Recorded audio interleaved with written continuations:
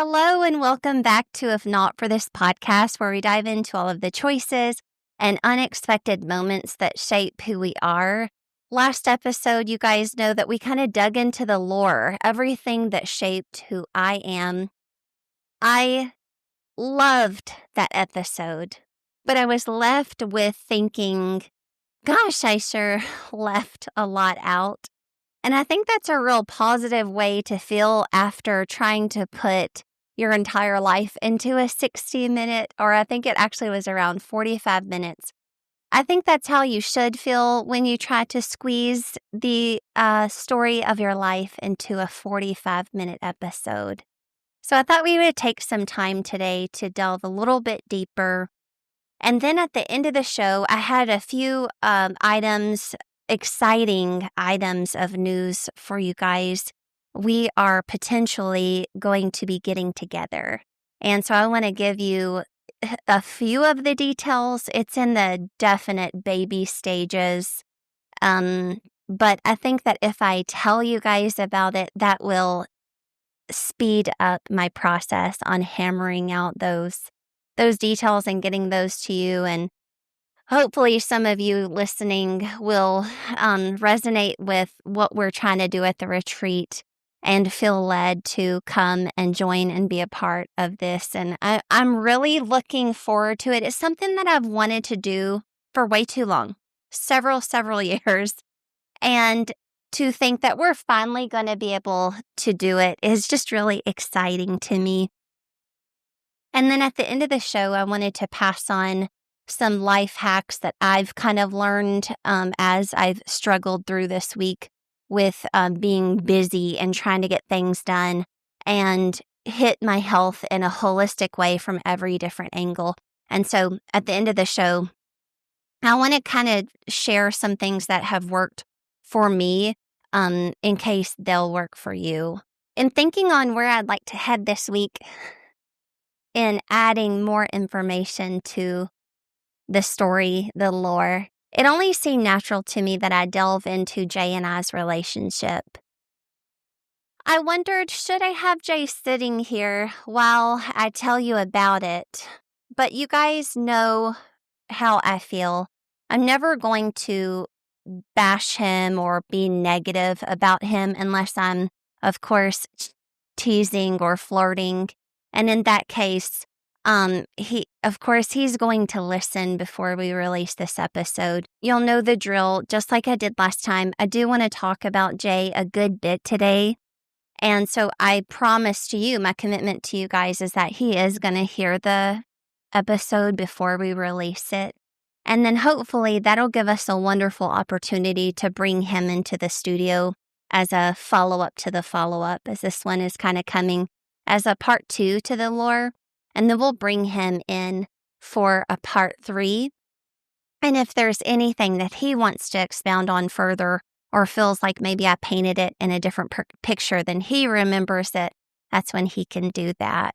When I met Jay Norman, I had never met anyone like him.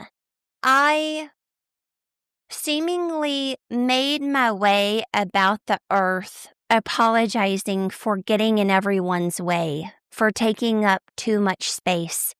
I, for my entire existence, have felt like I'm in the way. I would say the past few years have gotten a lot better, but there is something in me that just feels like I'm in the way, or I'm talking too much, or I'm interrupting you, or I am making your space not as great just by being in it. We used to participate in CrossFit about 8 years ago, and it was so successful and so popular back then that we were all squeezing, I remember trying to find our little parts of the gym. And my friend was the owner of the gym. She found me in the back corner, not have my barbell in anyone's way, not be in anyone's way, make sure they have enough space. And she said, "What are you doing back here?" She said, "You pay just as much membership as everybody else here. You deserve just as much space and you deserve to be here." And I'll never forget it. And I knew it was so reminiscent of the way that I live my life. Try not to take up so much space. Enter Jay Norman, and I don't think that he has ever had a thought along those lines in his life. In his life, he's going to be polite and step aside so that you can walk past. But he is never going to just innately feel in the way all the time. In fact, he seems to feel the opposite. My babe is big and tall and strong and broad, and he has one gear. And to watch him navigate this earth is so funny to me because it is the opposite of how I naturally do it. Going back to the lore that I was explaining to you guys last week, the way that we were raised within our community and the traditions and ideals that were passed along.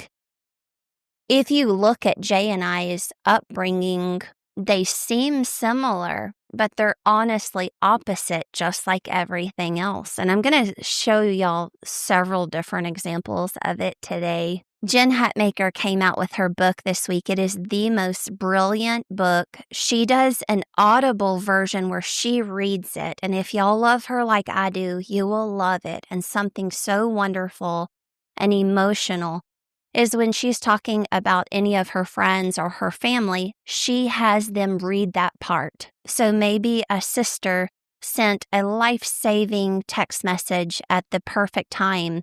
She will talk about that message and then she will have her sister read it. Some of the most, honestly, anytime any of them read anything, I just immediately start crying. But if you listen, some of the most emotional parts they come from her dad. They're just, it's just the most breathtaking book. I listened to it all in one, I want to say one run, maybe like anytime I was on my phone, I just was playing it. But in her telling, our lives where I'm telling you that Jay and I's are opposite, Jen and I's are uncanny, eerily similar. I have never resonated with someone's telling of their life and upbringing and lore more than I have with Jen Hatmaker. I'm like, did I write this and I forgot? What is happening even? One of the parts that she was reading in the book is when she would go to youth group and be in church, she would wear these Christian t-shirts. And she was describing, because we were both teenagers in the 90s, she and I are not very far apart in age at all. And she was describing this one t-shirt, and I'm not going to be able to remember it, but I know that I had it. And that was just so funny to me that she's describing this t-shirt that I didn't think anyone would remember, and she's talking about it. But it was something like, there was this commercial on TV that was like, this is your brain. And then it would crack an egg and it would be like, this is your brain on drugs into a skillet.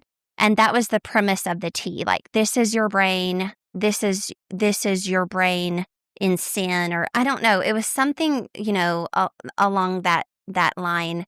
And it was just ridiculous, but not as ridiculous as the one that I remember wearing all the time.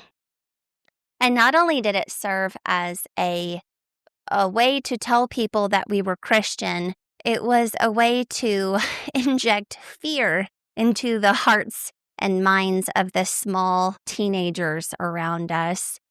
But when we were in the 90s, just like you guys say different things today, and I think more of my listeners aren't even going to need me to explain what we would say. But remember, we would be like, hey, I like your hair. Not. Or I'm going on a run. Not. We would say not after. Well, this shirt that I would wear, it said, and we would all wear it. Like 40 of us would be walking around wearing it. And it would say, all good people go to heaven. And down the side in big old red letters, like a wolf had scratched it into the material, it said not. And we walked around with those t-shirts on. I don't know what we thought they were doing. I don't know what purpose we thought they were serving. I'm sure we thought it was a good purpose. I can't imagine we had bad intentions in our hearts. We would put them shirts on, the 40 of us, and head over to the local mall and try to save some folks. Just walk up to perfect strangers as 12-year-olds and try to witness to them. I can't even imagine. I know my mom and dad weren't there. And just to think of how young we were, and we're wearing these shirts, and it was just such a different time. When I met Jay and found out about his youth, found out about his high school years and his college years, my eyes were this big. I was like, what do you mean? What do you mean? Because I know he has this I knew he had this big old beautiful family, big, loud family like mine. And I knew that he had been raised in a church, specifically a Southern Baptist church, just like mine. So I'm like, what do you mean? What do you mean you didn't have t-shirts? What do you mean you didn't live at the church for youth group? What do you mean you didn't go to youth camp? Y'all didn't go to the local Sherman Mall and witness to people? And he's like, babe, I didn't do any of that. I don't know what any of that is like. I never did church camp, youth camp, disciple nows, youth group. I never did any of that. And when you have two people raised in the church, but so differently, it starts to set a theme of the difference. And we recognized it the moment that we got together. Not only were our experiences different, and you can kind of say chicken or the egg with this one, but our demeanors were completely opposite. Just like I was mentioning a moment ago, I kind of walked around the earth feeling like I was in the way, feeling like I was being too loud, maybe thinking that I was divulging, because I'm such an open book. Maybe I just talked too much when we saw each other in the store. I'm going to send you a text afterwards and say, sorry, I talked your ear off. I hope that next time you know that I'm not going to keep you in the store that long. All of these maintenance texts I would send afterwards for damage control. Honestly, asking anyone and everyone's permission to live my life. I was constantly seeking permission to move forward in anything. Did my mom and dad think that this was okay for me to do this? Did my best friends think that this was a good decision? Was anyone going to be upset by this decision? I didn't want to, make any waves, ruffle any feathers. Jay thinks that those parking attendants with those light up wands, he thinks that they have a secret. He wants to know if they're wanding this way, his first question is going to be, what's that way? And if he's being extremely ornery, he's not even going to ask. He's just going to go that way. They're motioning for this way, and we're heading that way. He also wants to know, who is that for? Who are you reserving it for? And could that be us? And soon, in the next few minutes, we are parking in the finest spot you've ever seen for the event or the concert that we're going to, and we may be $40 lighter. But that is like a common occurrence in our life, and not one that I would have ever instigated. I would have never in my life wondered what's this way. I would have just gone, if they're asking me to go that way, I'm going to go that way in a nice and quick, but not too quick manner. And I'm going to try to make them so proud of me as to how well I can follow these rules. Like, I want to make that parking attendant so happy that they came into contact with me this evening. Whenever we got married, it was important to me, or I just kind of got it in my mind that I'd like to have a tattoo for Jay. And I went to a couple of my friends and told them my ideas. And they said, Jess, those are great, but just promise us that you won't get his name and you won't get y'all's wedding date. Just don't do any of that stuff. It's just kind of taboo. Not that, you guys, if y'all have any of those tattoos, that they're bad. But they just kind of wanted to save me from something. He was my second husband. They just wanted to save me from something potential down the road and kind of play it safe. And so they said, why don't you just get something that represents him well? And so I knew I didn't want to get like a ear of corn or a tractor tire. I went over all of these different things and quickly realized that he was my big old bull. He's my big old bull in a china shop. I don't know if you can see it on the recording, but I wanted to get it right here where I can see it, especially when I'm driving. And I just wanted to get it as a reminder of that Jay really just does attack this life, and he takes this life by the horns. And I don't. Just like I said a minute ago, I was asking permission to do that. And in the way that I want to be more like him is on this front. And so I wanted to get it in a space where I can see it. And I love this tattoo. It reminds me to be brave and to take up space and to talk as much as I feel like I need to get my point across, or to love on others. And that just like at that CrossFit, I pay just as much as everybody else. We are allowed just as much as everyone else walking this earth to have just as much space as everyone else. And that's what that reminder is for me. So we have the experiences and the behaviors. Who knows which came first? Who knows which came first? But I know what came next. And that is a remarriage, a blending of a family and two opposite people, two opposite parents, parenting right next to each other. Wolf. I can't even explain to you how hard it was to figure that process out. And I don't even want to tell you how long it took. I still feel like we're always going to have some areas that we can improve in, but I would never say that process was complete. But I do know when we got married, our dear friend said, it's going to take 6 years for you guys to blend your family and feel a big, nice settling of everything going on. It's going to take you about 6 years. And I said, 6 years? Watch this. I'll do it in 6 months. And you know what happens when you try to rush something that shouldn't be rushed? It went as poorly as you would think. Those stories are over on our other podcast, Moving On Again. In fact, that's the entire premise, is what we thought was the right way to do this parenting and co-parenting, and how badly we would miss the mark, all while hopefully keeping a sense of humor as quickly as we could find it, of course. We did a lot of arguing in those days. When I said I could do it in 6 months, I couldn't have been more wrong.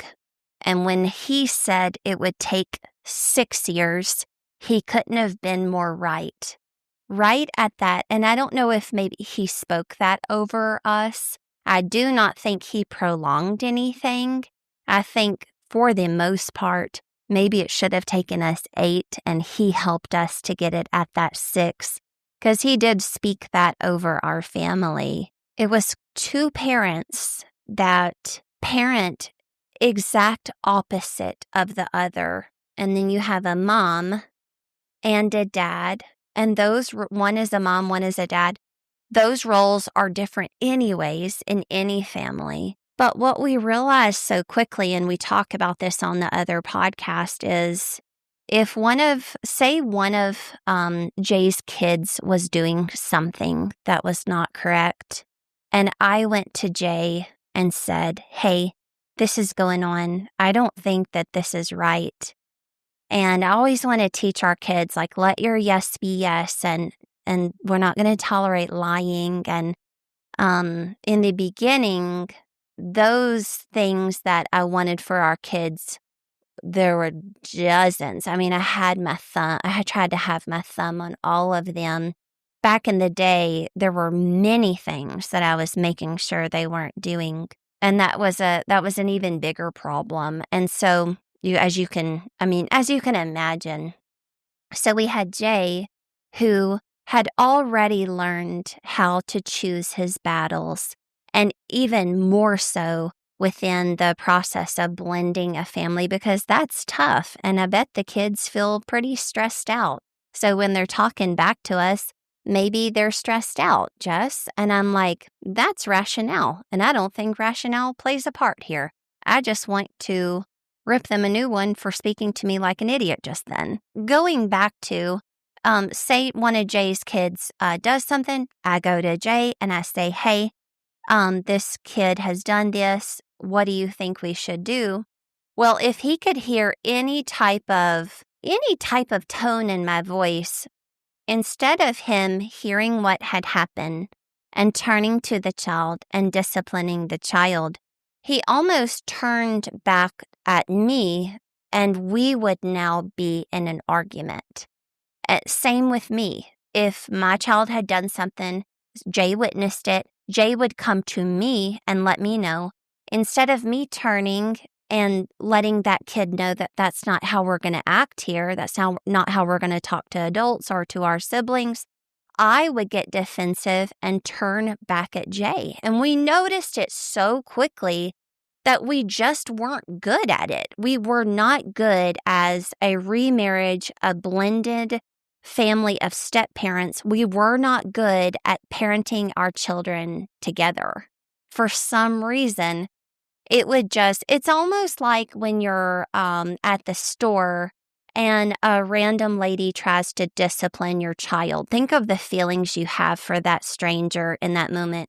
And not that Jay was a stranger to me, and not that I was a stranger to Jay, but that is a climate that is so intense after getting remarried. There are so many emotions flowing through the house that maybe I'm not a stranger, but he's still not sure that I have their best interest. And I'm still not sure he has their best interest. Everything is happening so fast and everything is so new. And we were both hearing some uncertainty in the other's tones. And so what we quickly realized is we were raised by parents that were together. We didn't have two homes. We didn't have stepdads and stepmoms. Jay and I had one home each and a mom and a dad.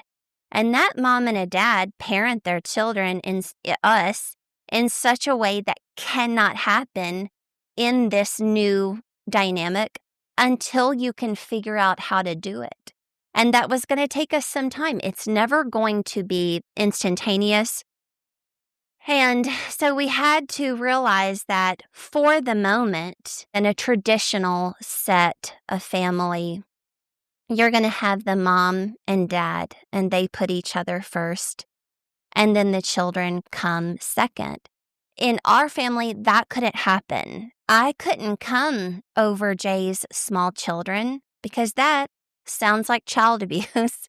Because why would Jay's small children be... It's almost like being left out in the cold, in my opinion. They're little, they're not with their mom, they miss their mom. My kids miss their dad, they miss their other house. Maybe there's a dog at that house. Their toys are at that house. They've had to switch homes. The stress of all of it, the stress of their mom and dad getting divorced and their family unit being torn apart. Just imagine the stress of that. And now this new person that I don't know, she comes before me or he comes before me.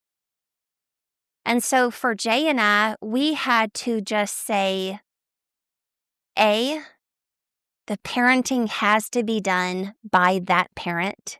It's no longer a team sport. And second, for the moment, your kids have to come first in your life. And I'll be here the whole time. And I know your heart and I know you love me. I don't need to see any type of display of Jay putting me first in front of these little children that were going through a lot. And same with Jay. Jay was strong enough to be able to step back and allow some space for me and my children to heal, just like he and his were. And we tried to do that all in the same home. I do think we would do things differently. But we were just so obsessed with each other and just wanted to be by each other as quickly as we could, even though it took a really long time. So we were there were all these different moving parts. We were quickly taught not my circus, not my monkeys, just learning how to mind our own business. And the way that when we didn't engage in those behaviors I was talking about earlier, where I'm going to essentially tell on his kids to him, or he's going to rat my kids out to me, and then the fight that would ensue afterwards, 10 times out of 10 or out of 9, I swear. I mean, it was a for certain, if I go talk to you about the kids or if you come to me about mine, we just weren't confident enough to hear that from each other. And what we realized is learning as a step parent to love, truly love, like love them when no one's looking, or love them when a surgeon goes in and looks inside your heart to see if you really do.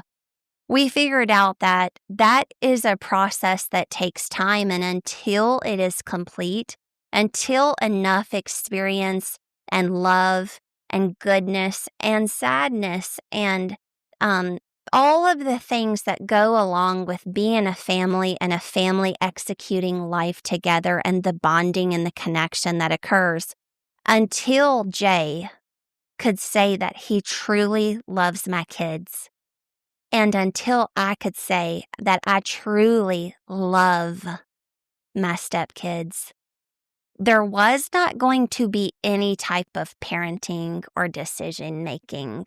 And that is something that we would love to pass along to a new set of step parents. It would have saved us a lot of grief if we would have been able to learn that in the beginning. But slowly but surely, we just started melding into one person. I would take the things that I loved about his life or the way he attacked life, and he would open-hearted take some of mine. How we got to the point where we could have an open enough mind to take things on from each other and realize maybe we weren't doing things 100% correct and we could learn something from the other person, is from the pain of the beginning of it. It was so stressful and so frustrating. Two intelligent adults just participating in the same stupid behavior that would lead to 2 to 3 days of silence. And no one's better. The kids aren't better for it. We're not better for it. We were not taking steps forward. We were absolutely taking them back. And in that frustration and that desperation is when we just surrendered. Our pastor taught us that there is freedom in surrender. We got married in Puerto Vallarta, this beautiful, lovely Canadian woman. I really do wish that I still had contact with her, and I don't. She married us. We didn't have anyone, none of our friends or family went down there. It was important to us that it would just be Jay and I. And so the man that ran the pool area and the recreational, his name was Alan. We got so close with him over the few days that I honestly just asked him to walk me down the aisle. So Alan walked me down to Jay, who was with our lovely Canadian minister, and throughout the ceremony, she had asked me before, do you guys want to do a sand ceremony? And I was like, no, thanks. Like, we're older and we've done the thing. We've done the wedding thing and this, purple and the pink sand thing. It's not really for us. And she said, Jess, if you'll just trust me, I think it could be something beautiful. I can even do like a white and a brown sand, or like a natural and a brown sand. And I was like, trying to really open my heart to things and be more, like I said, more like surrender things over to how things are unfolding instead of trying to like suffocate and choke things into my will. And so I said, you know what? If you want to do that, I trust you. What harm could it do that we're going to do a sand ceremony? And I'm so glad I had the wherewithal to surrender those thoughts over to her or that control over to her, because it is something that I think on every week. I think on that sand ceremony every single week. It is one of the most special things that Jay and I have ever done together. We even have a really large picture of what happened. And so actually, we have a couple now that I'm thinking about it, because as we poured the sand after she spoke those words over us, beautiful words of combining our family and combining our children into the same home and love, we kind of raced. I remember we're both laughing in the picture because we're trying to see who can pour their sand the fastest. We've always, if nothing, been competitive with each other. And she says, do you trust God with the future of your children and with the future of your family? And we said, yes, ma'am. And she said, if you do, I would like for the two of you to go over to the side of the gazebo and pour your sand into the ocean. And I think she actually asked us to say a little prayer together first and then pour it into the ocean. So we have a beautiful picture from the photographer of the sand going into the ocean. And if I can find it, I'll post it with this episode. Whenever we're having anything tough, because we've gone through all these different stages. We had little kids, of course, and then we just came out of having 5 teenagers. Our big kids just turned 20. And so when we got married, if this maybe can add context for some of your blended families, when we got married, because essentially we've been married 9 years, I think, and I think it'll be 9 in a couple of months. And so that, if I can maybe almost use a 10, it can help me get y'all better numbers. So our bigs were 11 and 11. Our middle kids are 3 years younger than that. So they would have been 8 and 8, which is mind-blowing. And then my baby, Cash, would have been 5. And if some of you guys don't know, Jay is 11 years older than me, but our children are step twins. So he had an 11 when we got married. I had an 11, and they're only 28 days apart. They're not even a month apart. And then our middles, he had a 8 and I had a 8. And they are, I think, around 50 days apart, not very far apart at all. Going through these different stages that we've entered into, because each one is like a gift that gives new and exciting challenges. You never really do get a break, but it's all, of course, worth it. But there's so many times that I am using the imagery of that sand going into the water and realizing that I have got a chokehold on as many children as I could gather in my hands. And God saying, what you got? What you got there? And me being like, just, as many kids as I could grab on my way out.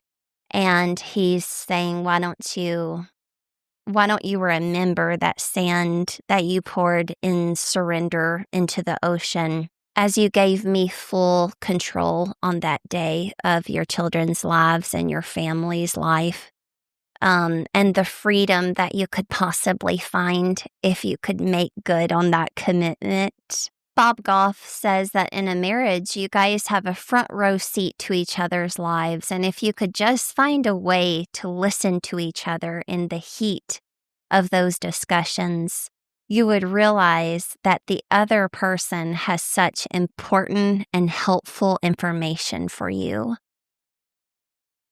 Essentially, the two of you are in a boat, and in these arguments, you are shooting holes in the other side of the same boat that you're in, realizing how harmful that can be for your marriage and for your family. I know now that we are almost 9 years in, that God used Jay as a catalyst in my life and me as a catalyst in his, for us to get way further down the road into who we were wanting to become.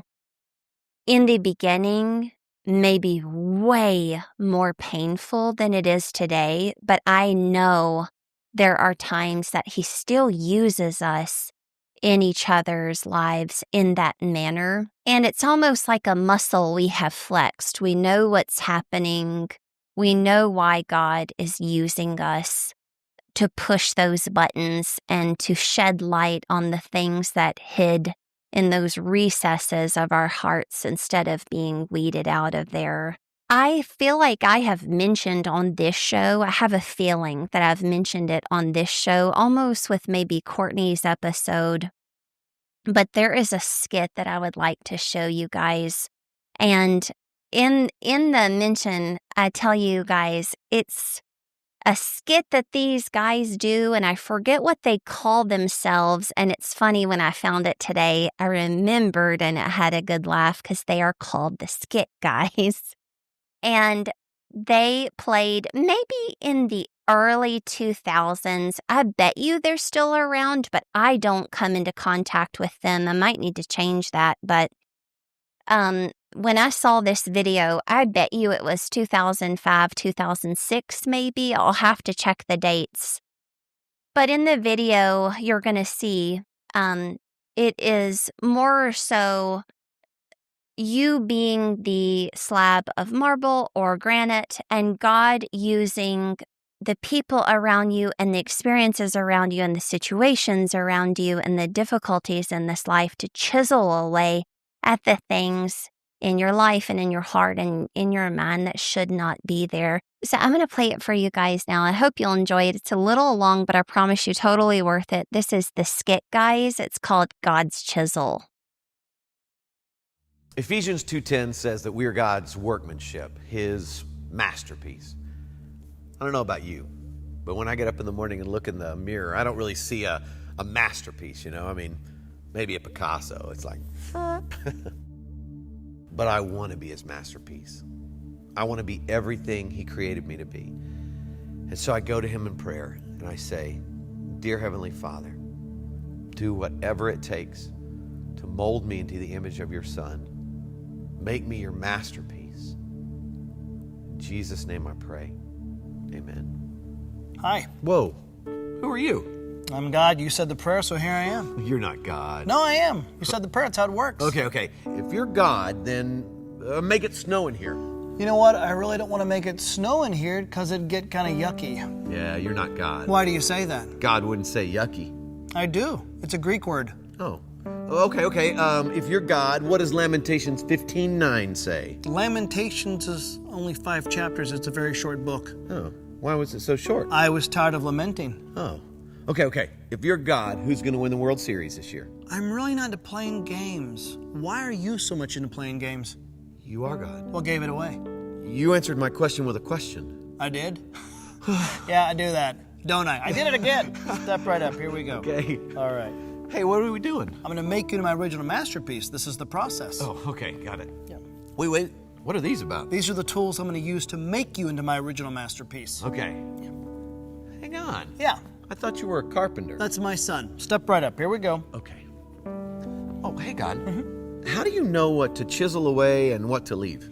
I take out everything in your life that doesn't belong there, kind of like dead weight. Ooh, speaking of dead weight, could you chisel right here? It showed up when I was in my 20s and grew around and became back fat. I don't even know why you created that, but I can't get rid of it. I mean, I've tried everything. Like, I tried running, I tried lifting weights. My wife actually talked me into trying Pilates. That was awkward, but I can't get rid of it. So if you would just chisel around here, and then, you know what, if you chisel a line right here and maybe 8 lines right here, that would be awesome. You're funny. You made me that way. I also made the platypus. With the platypus? All I'm saying is most of my children, when it comes to this process, they just want to talk, but they don't want to do the work. So do you want to talk or can I chisel? Talk, chisel. No. Chisel. I choose the chisel. All right. Through my Holy Spirit, I'm going to bring up things in your life that I want you to work on. Like your anger. I created the emotion, but you use it in the wrong way. You compare yourself to others instead of me. You tell little white lies because you want to people please. You're lazy, but you try to fool everybody by looking really, really busy. You have a problem with lust? Well, time out. I don't really have a problem with lust. You don't have a problem with lust? No, I can do it anytime I want. Hang on a second. I mean, I got to admit, I feel like you've been doing some great work, and I'm looking pretty good right now. All right, when you look in the mirror, who do you see? I see me. Okay, then I need to keep chiseling away because ultimately you and other people need to see my son. Okay, don't misunderstand me. It's just when I look more like Jesus, people get uncomfortable around me. I mean, even my church friends, and they're like, "Oh, you're holier than thou," you know. And I don't think I'm supposed to make people uncomfortable. So what you're saying is you'd rather play God in certain areas of your life than for me to be God over your whole life. That is not what I said. That's what you meant. Yes, it is. It's hard to talk to you. You know everything that I'm thinking. I'm just saying you've done some great work. Maybe we take a break, a sabbatical from each other, you know. I'll stay right here and then, That's just it. You never just stay right there. You're either moving toward me or away from me, but never you just stay. What you're doing is called control. Do you want to control things in your life or can I chisel? Control, chisel, control, No, chisel. chisel. All right. But can we chisel where I want? That's called control. Oh, okay, I'm sorry.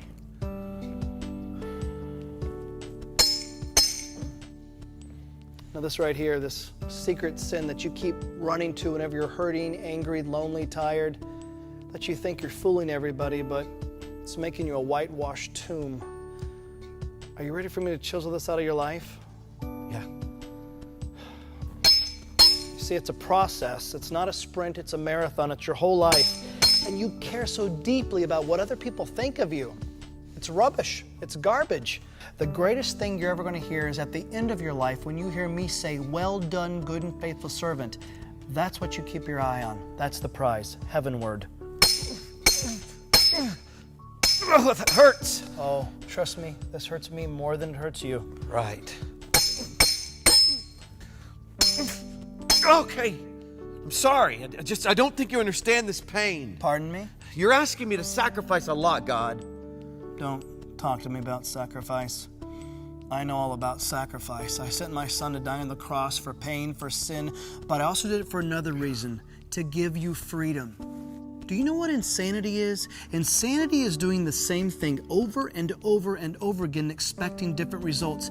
And there are things that you've been doing for years, these empty wells that don't have anything to offer. You've been going to them and it's insane. Allow me to chisel them out of your life. Allow me to produce character where you keep focusing so much on your image. Okay, but I was thinking. Your thoughts are not my thoughts. Okay, but if we went another way. Your ways are not my ways. Oh, I can't. You can't what? I can't be good. That's your excuse. That's your excuse, is that you can't be good. It's not an excuse. I can't. Oh, my child. In the beginning, I said it was good. I made you good. Be good. Yeah, but you and I both. What? Nothing. No, what is it? Nothing, okay? You wouldn't understand.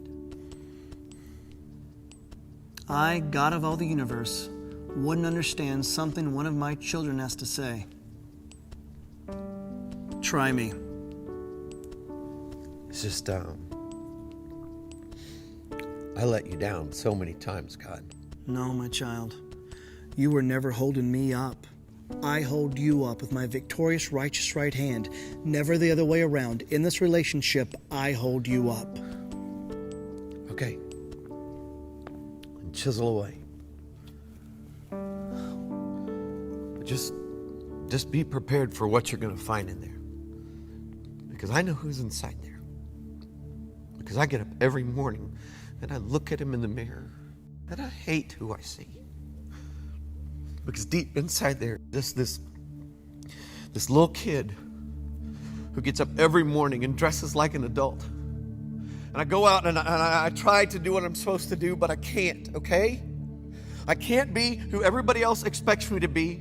God, I can't even be who I want to be, much less who you created me to be. And so inside is this scared, stupid little kid. But you chisel away. Just be prepared. You have listened to so many voices for far too long that were not from me. And you have totally bought into the lie, haven't you? You think you're junk, don't you? When you lay your head down at night after you've done the dance to get the hug, you think you're junk. Listen to me. I don't take time to make junk. How can I show you that my love for you stretches as far as the east to the west? How can I show you that my love for you has no end? I know. Reach in your back pocket. What? Reach in your back pocket. Why? Are you arguing with me? Reach in your back pocket. Oh, God. Yes? I just meant, God, I'll do that right now. You're just saying my name in vain. Come on. It's a name. It's a saying. It's a name above all names. It's more than a saying. It's more than a name. I want to teach you something about my name. Reach in your back pocket. Oh, my gosh. You know what that is? Yeah, it's a note. I wrote it when I was in college. How did you get this? Hello? Oh, yeah. Go ahead, read it. I love Angie. Other side. Sorry.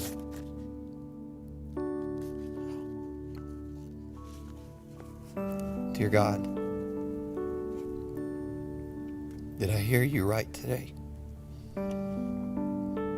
Did I hear you say that you love me? Even though you and I both know I've messed up so many times. Did I hear you say you want to use me? And I feel so useless. If you'll take me and use me, then God, I give you all that I am. Take me. I love you, God. I love you too. And I love you too much just to leave you where you're at. This salvation that you hold, I don't want it to be some sentimental gush or some head knowledge. I want you to work it out in every detail of your life. And when problems come and chaos happens, don't look at it as a prison, but look at it as a father disciplines his child. A father disciplines the ones he loves. I know, but it's going to be tough. Yes, but you bought into the lie thinking everything was going to be easy when you gave everything over to me. There will be trouble in this world, but be of good cheer. I've overcome the world. I want you to do something. I want you to look out there and I want you to say, Tommy is God's original masterpiece. Tommy is God's... No, not the way you see yourself or you try so desperately for others to see you, but maybe for the first time in your life, the way I see you, the way I created you.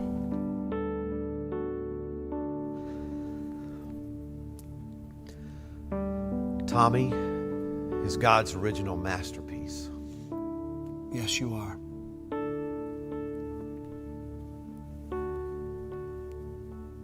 And so are you. God doesn't make junk. You are an original masterpiece. Isn't that the coolest thing you guys have ever seen?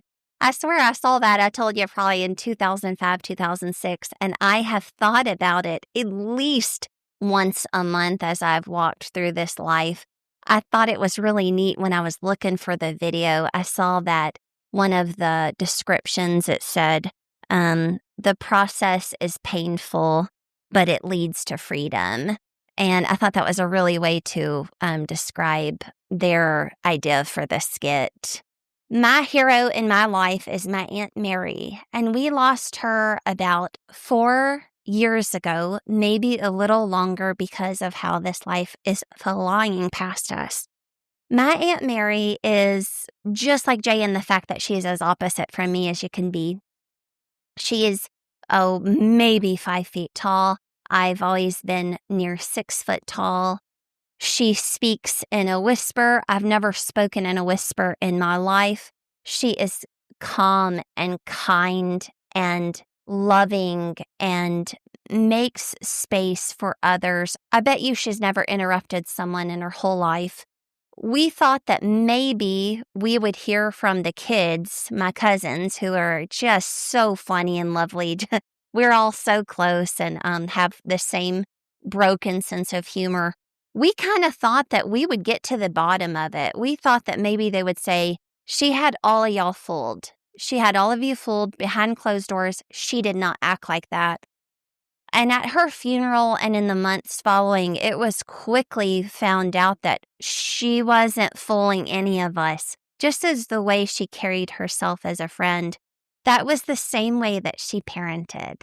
I've never been more surprised to hear that secret, to hear the secret that she didn't have a secret. There wasn't a different situation going on behind closed doors.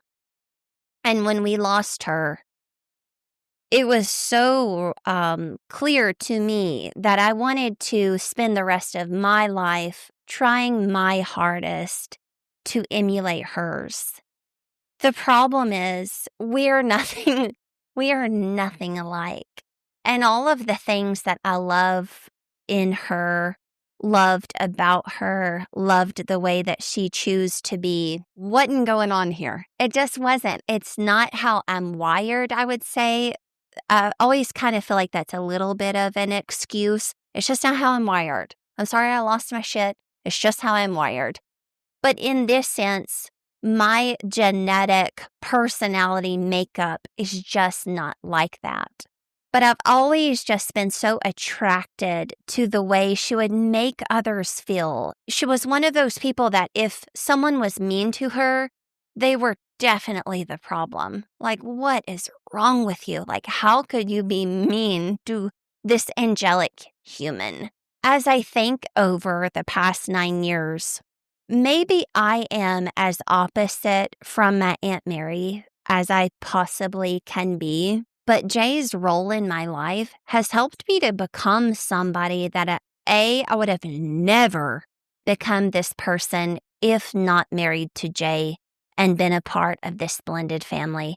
And B, somebody that maybe isn't her yet, but at least we're in the same zip code, and that would have never been the case. This tattoo here, I'm telling y'all about my we're in a tattoo tour. This is my grandmother on the other side. And the tattoo is heal yourself and you'll heal your children's children. And so I have my grandmother, and she's got her pistol, and she's had to do some tough dealings for our sake. And you wouldn't have looked at my grandma and thought, or her life, or her demeanor, and said, wow, that lady's a really healed lady. Maybe not. She was feisty, and we loved her, and she was ours. But when you look at me and my siblings and our cousin Kent, we only have one cousin, and his name is Kent. When you look at us, and I have a flower for each of us, they've each chosen the spot of their flowers. You do say, oh, that's some healed folks. Like, what's going on for all of them to act in such a way where they choose goodness and sanity and truth and wholeness and therapy and talking it out and healing? And it's across the board. It's all 5 of us. And so I have these 5 flowers, and I know to thank her. I know that maybe we didn't see what she was doing for us, but I know that somehow she got us onto an entirely different plane. And that's what I want to be for my grandkids. That's obviously what I want to be for my kids. Maybe it's too late. We don't know. And we're paying for the therapist, and we're doing all of the things. But definitely for my grandkids, I told someone the other day, if winning at life means our kids are better than us, we won. We're done. We're the champs. Hand us the trophy. Hand us the trophy. We have the most amazing kids. They are the coolest humans I've ever been around. And we don't deserve that at all. It's just another picture of grace and of the way that God brought us together to create this family, to undo so many of the things that were instilled in each of our lives and generations that just simply shouldn't have been there. And the way that Jay and I's union is just not a comfy for these types of things space. It's just not a soft space for a bad part of me to land. That's just not what our marriage is. It never has been. We've never settled for anything less than greatness, and we can see it in each other. And it's important to us. Of course, we take breaks and we rest and things, but in the beginning, we saw what we could do for each other if we would just hat in hand apologize and accept and receive what was happening. I tell y'all I'm married to a 55-year-old Republican farmer, but some days I wonder because that is the most open-minded man you're going to meet. He listens to anything and everything I need to hash out with him, and he listens with an open heart. He creates this huge space for me to stretch my legs and kick. And to me, that's not really what you think of when you think of a 55-year-old Republican farmer. And I think that's what the two of us have done for each other. And I can't imagine anything better than that.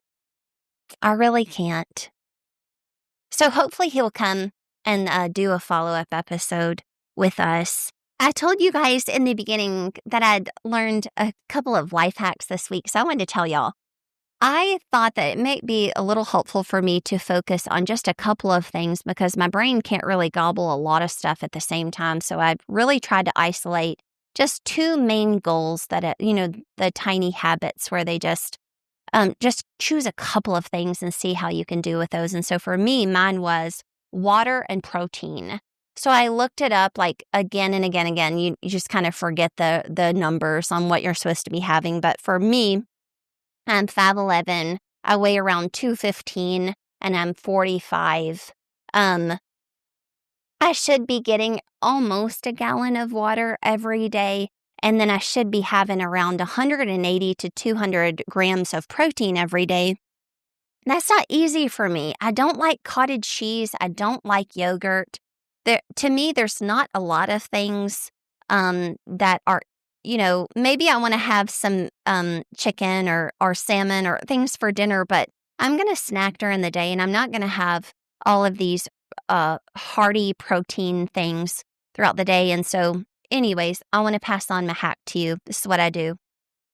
I take a non-fat yogurt. You can get like the Oikos, or the Fage, F-A-G-E, I want to say, the non-fat. I do a cup of it. I think the serving size is 3/4 of a cup. So when you've got a cup, now you're doing a serving and a third, I guess you would say. And so I think that is around 35 grams of protein. And then I pour a scoop and a half of chocolate protein powder into the yogurt, making it Pro-Yo. And so that's another 12 and 24, 36. So you've got around 30 to 35 in the yogurt, 36 grams in the protein powder. And then I make a little muffin cup from Kodiak. I love the s'mores. It's got some really good chocolate in it.